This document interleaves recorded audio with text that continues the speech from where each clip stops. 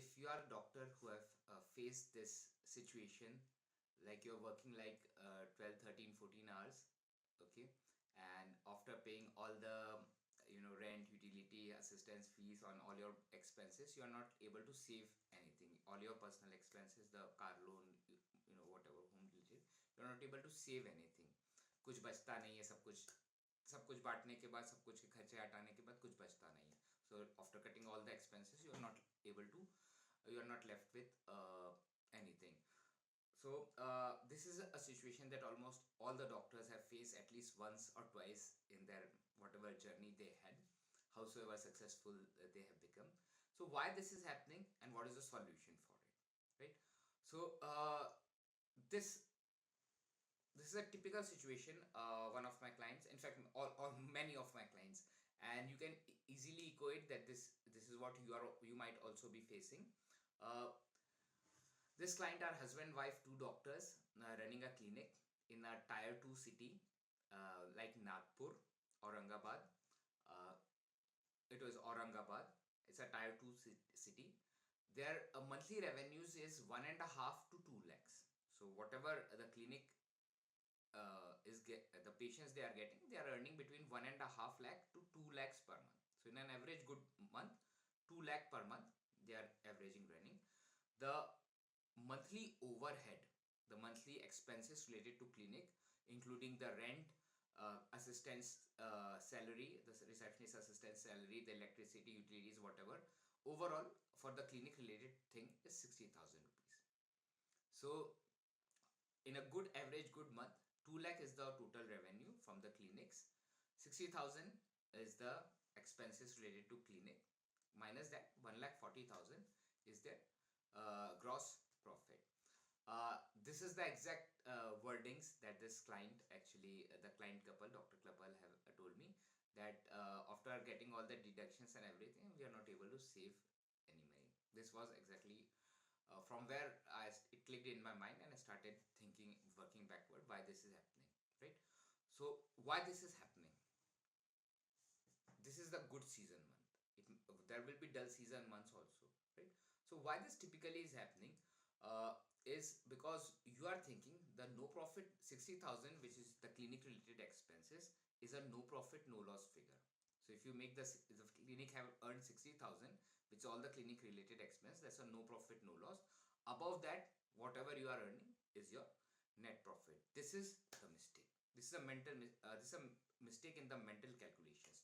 Ideally, you have to pay yourself a fixed salary, because I asked the same doctor client, if you leave the clinic today and join a hospital which gives you a fixed pay salary every month, so there is a predictability in terms of your earning, you get a fixed salary every month, and out of the salary you get a PF, medical, pension fund, retirement fund deduction. So how much will that be? Fixed salary. So this is around 75,000, 75,000 easily. I said on the lowest end. So this couple said 75,000, 75,000. Most of you would be. So when you have taken such big risk that you have started a clinic, you are running a clinic, you don't know how many, you cannot accurately predict how many new patients will come in today or tomorrow, right? Or day after tomorrow. You cannot accurately predict, right? So you do not have a security of earning. If you are working for a hospital, you get a fixed salary per month. So you have a security of earning, right? So when you have taken this risk of running a clinic, and now it becomes even more important that you have to pay yourself a fixed salary. So now there are two husband wife, right? If they go to work on any other hospital or anything, they get a minimum of say 75,000 per month. For most other doctors it's like 70,000, at times it's like 60,000 per month. This is like minimum base figure that any doctors in the lower end can also easily get a job for it. So you have to pay yourself a fixed salary every month, like you pay to your receptionist assistant and the rent and other utilities, right? So, and if you are like two doctors, husband wife, two doctors or three doctors working together, all three have to pay a fixed salary of say a base figure of say 75,000 per month, because that much you actually need in order to run your personal livelihood. So 75,000 per month. So this husband wife, both doctors, each have to pay themselves a fixed salary, 75,000 per month for each. Now that becomes 1,50,000 plus 60,000 per month was the clinical overheads, clinic related rent, receptionist assistant salary, other clinic related electricity, utilities, and all the other bills. So overall 60,000. So 1,50,000 is the salary of the doctors, the husband wife both, 75,000 each, plus 60,000 is the clinic related expenses, 2,10,000, and plus you have to still have another 5 to 10,000 per month for the miscellaneous expense, the unplanned marketing expenses that you have to incur any point of time, or simply unplanned miscellaneous expenses related to clinic, anything that might you might need, right? So 2 lakh, so now it will become 2,15,000. So 2,15,000 or 2,20,000 per month is the no profit no loss figure, not 60,000 per month. This should be your mental calculations. And if you are doing this, then you are going to so now your calculations will be, I need at least 2,15,000 per month for a no profit no loss. So in order to run the clinic in profit, I need at least 2.5 lakh or 3 lakh per month. How we are going to get, that is all second thing. How we are going to get, how we are going to increase the patient, that's all this second thing. The first thing is, in our mental calculations, the assumptions that we took, we need to calculate it correctly. It have to be more practical oriented, right? So this, why we are doing this, so that you do not face situation like after good after paying all the expenses and things, I am not left with any money. Why it is happening? Because you are not paying yourself a fixed paycheck, you are not paying yourself a fixed salary. So if you are paying like 75,000 per month to each of these, out of the ideally out of this 75,000, you should deduct about 15% and into your retirement fund, whatever PF, PPF, NPS, whatever retirement fund, pension fund that you have, you can have it privately. And out of the salary that you pay to yourself, you should ideally have 15% or at least 12% inside your PF retirement funds, and from the rest you have to carry on with your house related expenses. So whatever is your car rent, your house related groceries, utilities, your kids tuition fees and things, it have to come from your salary. Because if you are working on a hospital's payroll, this is exactly what you would be getting, right? And in the hospital, they have a security of running. When you are taking such a big risk of running a clinic, you cannot accurately predict how many new patients will come next day, or the day after tomorrow, or day of next week, right? You cannot accurately predict. So you have an irregular source of earning. That is why it becomes even more important that you have pay yourself a fixed salary, right? So now and the wrong assumptions that we take in this example, like I told you, the initial example, the doctor was thinking 60,000, which is the clinic related overheads.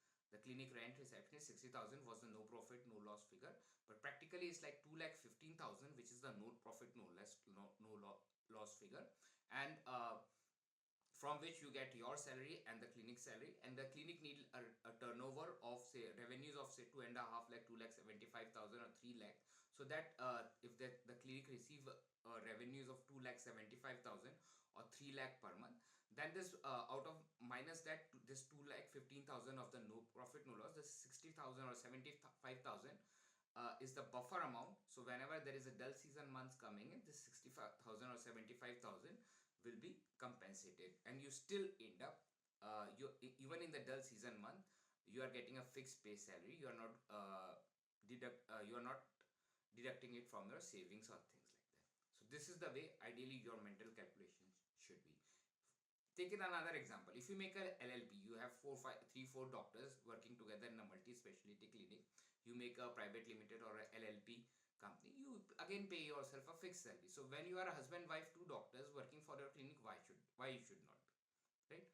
So the idea here was, and under every condition, the first thing is our mental calculations, our mental maths that we do at the back end, the assumptions that we took, we need to be clear and much more practical and precise in order to get whatever results. So again, the calculations, the reason why doctors, if you want to avoid those situations where after paying all the expenses I'm not left with any money, you have to pay yourself a fixed salary, and out of this fixed salary, ideally you should take out 12% or 15% per month on your personal retirement fund, pension fund, because this is what, if you are working on a full-time job in a hospital as a paid salaried employee in a hospital setup, you would be getting a fixed salary, and out of that fixed salary there will be a retirement fund, pension fund, and you will get an in-hand salary. So the same thing you have to do here, so that now your mental calculations will be much more precise in terms of no profit no loss, including your salary. The no profit no loss figure including your salary, right? uh, how we are going to get that, because now this same doctor, when I was explaining him this concept, uh, this doctor said, as long as we are making 1.5 lakh to 2 lakh, so at times it's only 1.5 lakh. Now you are telling me 2,15,000 per month is my no profit no loss figure. So how will I allow? That's a very big amount. Now if I'm on in a month I'm making like 1,50,000 or 1,40,000 as a revenue, 2,15,000. Now I'm coming under stress. How will I get so much patients all of a sudden, right? How we get the patient is all secondary. Ignore that patient thing. Trust me. Remember, and anytime you are feeling like, oh, how will I get so much patients? How will I get target or something like that? Just recall the very first year and the very first month that you started your clinic. The very first year, in the very first month, right? When you started your clinic, you have one patient, then next 2 3 days you didn't have any patient, then the fourth day you have one or two patient, then another 2 3 4 days you do not have patient. So as compared to that situation, you have walked in, you have continued it and come to this level, which where you are earning like 1 lakh 1,40,000 or maybe 60,000 80,000 per month. So from here, going to the next level of 2,15,000, a no profit no loss figure including your salary plus the clinical overheads, is going to be comparatively much more easier. So just psychologically, mentally get relaxed about it. But the first and foremost thing, how we are going to get, how we are going to do it, is going to become much more easier, because you already have a base, you already have an established clientele, you already have some patient base, and now you have to build a little more to get that no profit no loss figure, right? So but all that thing comes secondary. The first thing is, in our mental calculations, in our mental assumptions that we take, we have to be clear with the right figure, the right numbers, so that we are able to achieve, so easily manage the ups and downs and all the clinical related uncertainty. Hope this was interesting.